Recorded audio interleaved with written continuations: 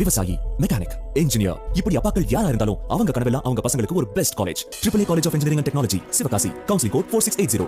21st rank in Anna University, National Board of Accreditation, NAC with A-grade ISO certified institution, Best Engineering College in Virudhunagar district. சீமான் பாதுகாவலர் மற்றும் பணியாளர் எந்த குற்றமும் செய்யவில்லை, அதனால் ஜாமீன் வழங்கி உயர்நீதிமன்றம் உத்தரவு பிறப்பித்துள்ளது. அண்மை செய்தியாக பார்த்து வருகிறோம்.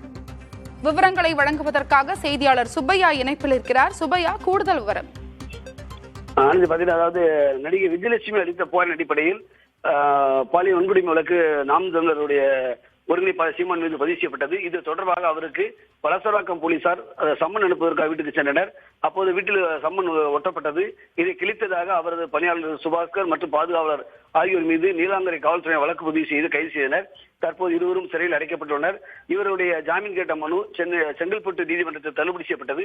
இதையடுத்து சென்னை உயர்நீதிமன்றத்தில் இருவரும் ஜாமீன் கேட்டு மனு தாக்கல் செய்தார்கள். அந்த மனுவில் தங்களை அரசியல் உள்நோக்கத்தோடு கைது செய்யப்பட்டிருப்பதாகவும் காவல்துறை கூறிய குற்றச்சாட்டு அனைத்தும் தவறானது என்றும் துப்பாக்கி உரிய அனுமதி பெற்று ஆயுத தடுப்பு சட்டத்தின் கீழ் கைது செய்ய முடியாது என்றும் தெரிவித்தனர். இந்த வழக்கு சென்னை உயர்நீதிமன்ற நீதிபதி சுந்தரமோகன் முன்பு இன்று காலை விசாரிக்க வந்தது. அப்போது காவல்துறை சார்பில் ஆஜரான வழக்கறிஞர் அருள் செல்வம் சம்மனை கிழித்து தொடர்பாக காவல் ஆய்வாளரை தாக்கியதாகவும் கூறினார்.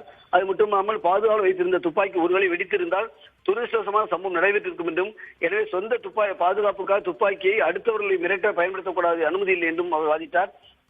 மனுதாரர் தரப்பில் ஆஜரான வழக்கறிஞர் ஜாமீனில் வெளிவரக்கூடிய பிரிவில் வழக்கு பதிவு செய்யப்பட்ட நிலையில் இருவரும் கைது செய்யப்பட்டு வேண்டுமென்றே சிறையில் அடைக்கப்பட்டுள்ளதாகவும் அவர்கள் வேறு எந்த வழக்கும் நிலையவில்லை, எந்த தவறும் செய்யவில்லை என்று வாதிட்டார்.